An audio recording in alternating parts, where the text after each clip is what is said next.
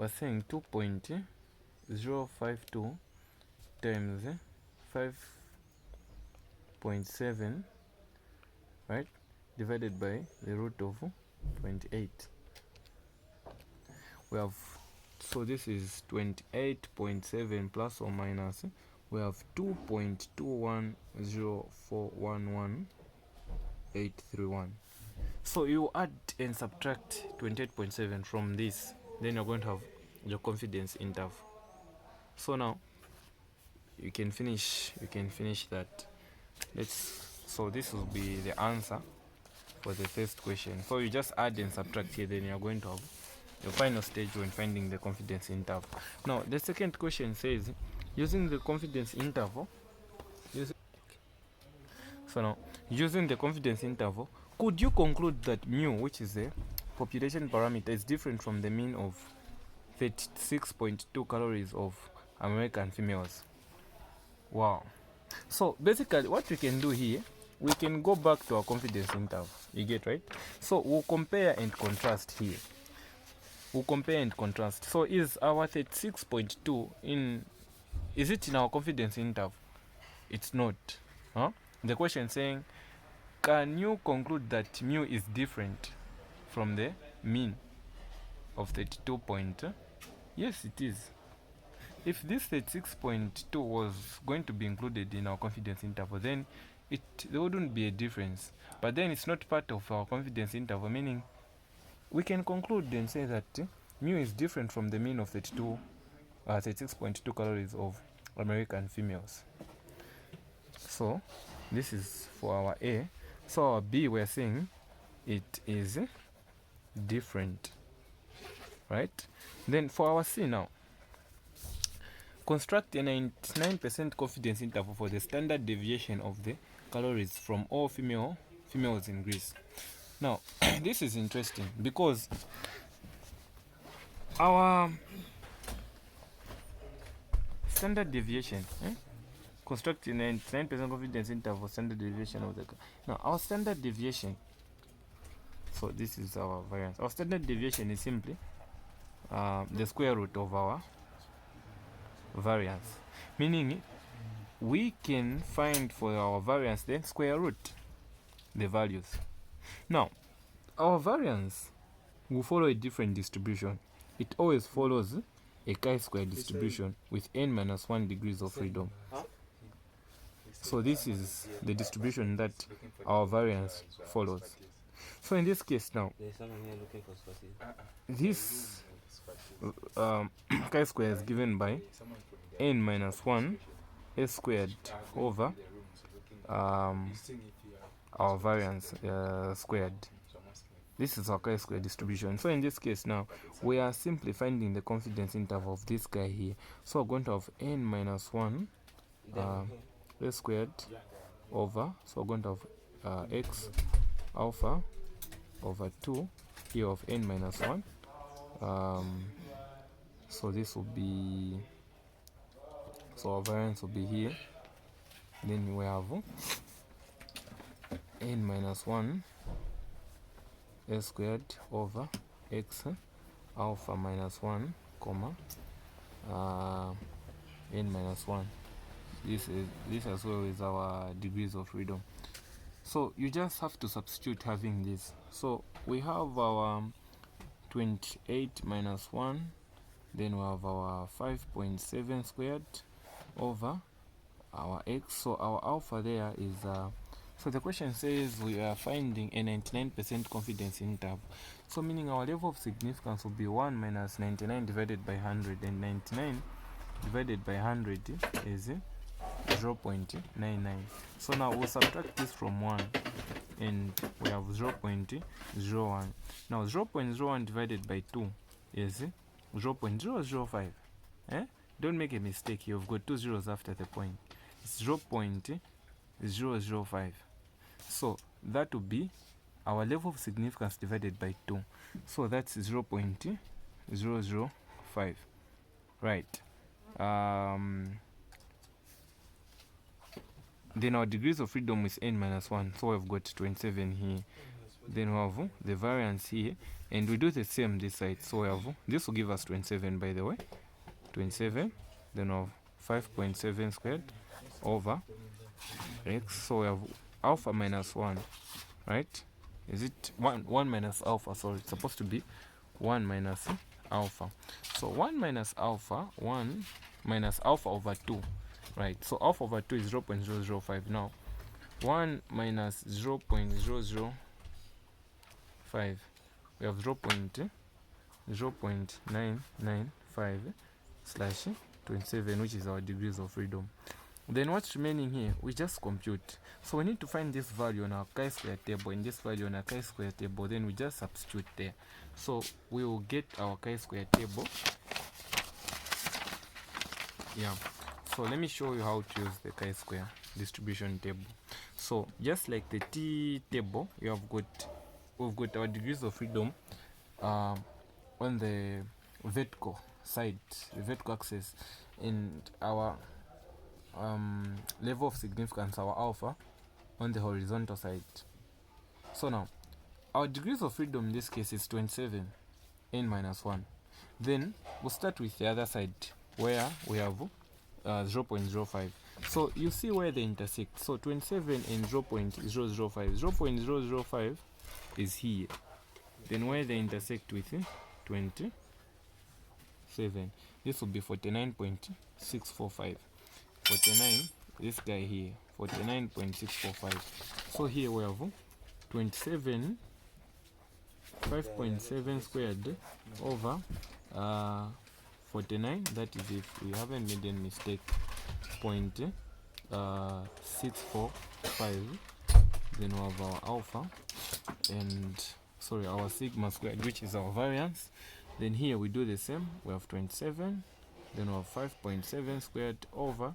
Then this, now we do the same. So 27, now you find where it intersects with 0.995, which is here. Now where they intersect with 27, you have 11.808. So sub it up. You put 11.808.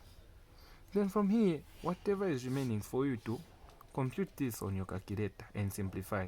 Now your final answer, whatever you're going to find, you do what? You square root, since you have to find for sigma, which is the standard deviation, and the method we've used here, we've brought in the variance. So sigma is just the square root of the variance. You're going to square root, and you're going to have your upper and the lower side.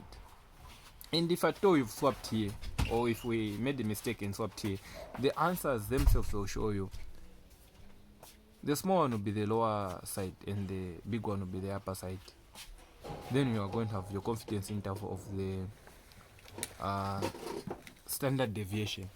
If the question required you to find of the variance, you're not going to square root. The approach is the same, but you're not going to square root. So as long as you know how to find the confidence interval of the variance, it means you can find of the standard deviation, because basically what you do, you're just going to square root. So the key here is knowing how to use your chi-square table and remembering which distribution it follows. So the mean, yes, might follow the normal distribution or the T student distribution, but for the variance or the standard deviation, they have a different distribution that they follow, and it's the chi-square distribution. So you have to bring in the aspect of using the chi-square distribution. And unlike the normal distribution, the chi-square distribution will give you probabilities to the right. It's different. Yeah. Let's move on to the next question. So we are done basically with the first question, with question 1 here. And now what we'll be solving is question 2. And question 2 is about proportions. Now here's the thing. Every time you're dealing with proportion, it means you're just dealing with one distribution. That's the normal distribution. You won't have a case where you're dealing with proportions, then you bring in the student distribution, the chi-square distribution. It means you are lost. You don't know what you are doing. So don't make that mistake. So this question says a random sample of 200 voters selected and 114 are found to support an annexation suit. The pronunciation of the word doesn't matter. What matters is the ability for you to solve. Video sheet, whether you can pronounce it or not, no one cares how you pronounce it, but people care how you solve it. So a sample of 200 voters. Now our n, whether our n is small, big, large, it doesn't matter, as long as it's their proportions. We're using a normal distribution here. Now our sample size, I'll write it, is 200.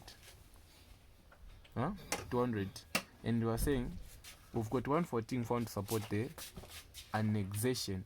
So the proportion of those supporting the annexation is 114 over 200, which will give us, so we will divide here. We're going to have 114, right? 114 divided by 200, it's 0.57.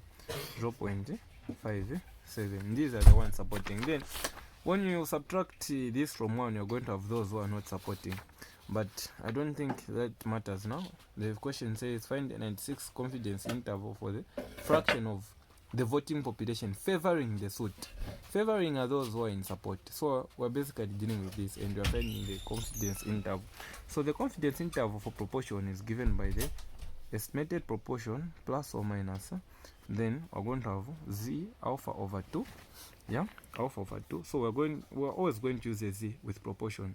Then our standard error is given by the root of p hat 1 minus p over n.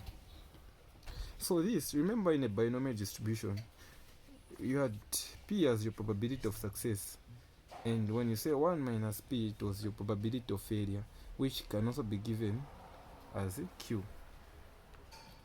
So this can be this also can be written as root of p q over n. It doesn't matter, we're just dealing with the same thing. Now our proportion for this one is 0.57 plus or minus z alpha. Now our alpha in this case, we're told it's a 96% confidence interval. Remember how we find our level of significance. We have this, so we divide here by 100, also here by 100. This goes, we have 1 minus alpha is equals to 96 divided by 100. 96 divided by 100, it's 0.96. 0.96. Then we're making alpha the subject, so alpha is given by 1 minus 0.96. So when we subtract this from 1, the 0.96 from 1, we have 0.04. So our alpha is 0.04. Now this one says alpha over 2, meaning you divide your alpha by 2. So 0.04 divided by 2 is 0.02. So we have 0.02 here. Then you substitute in our standard error. So remember, I said this is our standard error. This thing here, this thing alone is our standard error. Then everything will give you your marginal error if you include your z score. Now this is 0.57, then 1 minus 0.57 over our n is 200.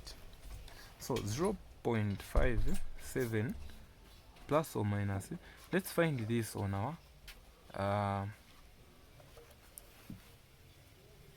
our z table.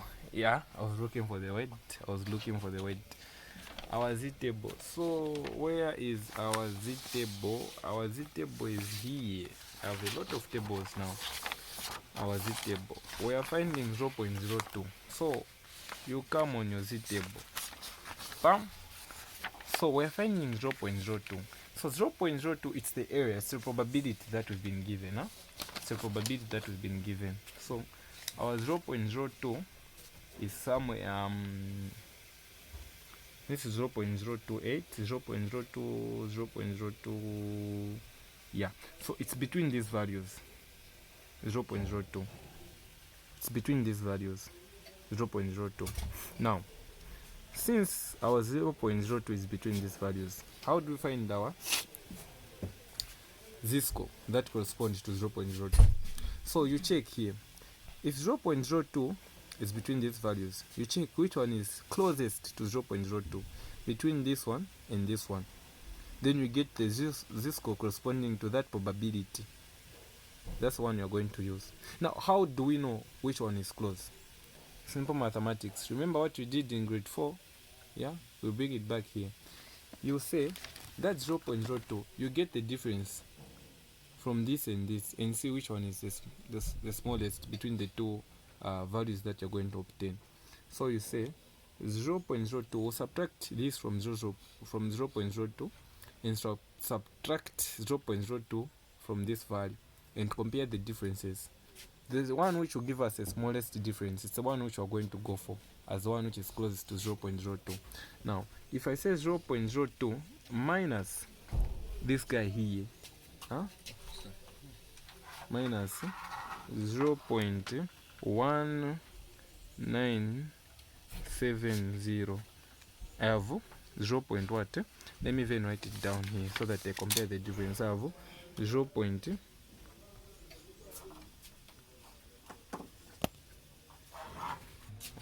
So 1 to get the difference minus 0.01970.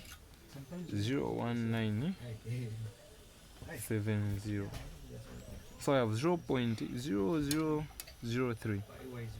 Then I will subtract 0.02 from this guy here, right? 0.02 018, is it? Yes, minus 0.02. It has given me 0.0008. So between these two, which one is small? Between 0.003 and 0.0018, we know that this one is small. So now, since this one is small, we got it from this guy. It means our 0.02 is much closer to this guy than to this guy. So we get the z-score which corresponds to this guy. And so when getting your z-score, you say this is 2.0. So you come here, 2.0, then you add this. You add this. If you want, you can just say negative 2.0 plus 0.05. I'm saying you say 2.0 plus 0.05. It will give you 2.05. This is your z-score that corresponds to that value. Then you come back manje here. It's negative there. You come back here. You substitute. So you have this as negative 2.05, provided that we haven't made a mistake. Then we can simplify here. How do we simplify? We have 0.57 times, so this should be 0.443. 1 minus 0.57 is 0.43. So you are multiplying 0.43 times 0.57, 0.57 times 0.43, right? Divided by 200. Right? Then you get the square root of that. Perfect. So you're multiplying this with 0.035007142. Then you're multiplying again here. So this will be multiplied times negative 2.05. You have your 0.57 here plus or minus negative 0.71764641 blah blah blah blah, yeah, to give you a confidence interval. So you subtract this from this and add this to this, then you're going to have your confidence interval. Now the question said, what's the question? So the question said here at find a 96% confidence interval for the fraction of the voting favoring the suit. So you would have found when you add and subtract this from this guy, your confidence interval. Then the second question says, how large a sample is needed if we wish to be 96 96% confident that our sample proportion will be within 0.02 of the true fraction of the voting population. Now, notice here, they didn't say, I think there's another question here. You have to differentiate. Look at this question. It says, how large a sample is needed if we wish to be at least, there's this term here, at least. But here they just told us to say, if we wish to be 96% confident that our sample proportion will be within this range. So the way you go about this question is different from the way you would go about this question, because here you have got this term which will differentiate. So even the formulas, they are different that we're going to use to find our sample size. So now, this is a proportion. They've told us to say 96% confident. Since we're dealing with proportions here, and we've been told to say if we wish to be 96% confident that our sample size or our sample proportion will be within 0.02 of the true fraction of the vote. So this here, the 0.02 will be our error, right? 0.02, and we've been given 96. So what we do here, is that we'll bring in the formula. So this is the formula that we use. So we're finding n. We want to know how large our sample must be if we wish to be 96% confident that to be within that error. So we have our z here, which is alpha over 2. So we'll square this, our z. Then we have p, right? Sorry about this. P hat 1 minus p. Yeah. So then we have 1 minus p. This is p hat here over. So we're dividing everything by our error, then we're going to square it. So we'll just compute or maybe substitute here. So we have our z. So our alpha over 2 is what we found there, our z score. So we'll just say negative 2.05 squared. Then here we have this here, which is let me multiply again. So we have 0.57 times 0.43. It's so times 0.2451, right? 0.2451 over 0.02 squared. Then once you compute this, you're going to get your n. So that n will give you the sample size, or how large a sample is needed to be if we wish to be 96% confident that our sample proportion will be within 0.02 of the true fraction of the voting population. So in the next video, pick it up from this question and probably go up to question 10. Then the third video start from question 11, where we now start to deal with hypothesis testing. But basically, these are the basics. Thank you very much. Remember to subscribe.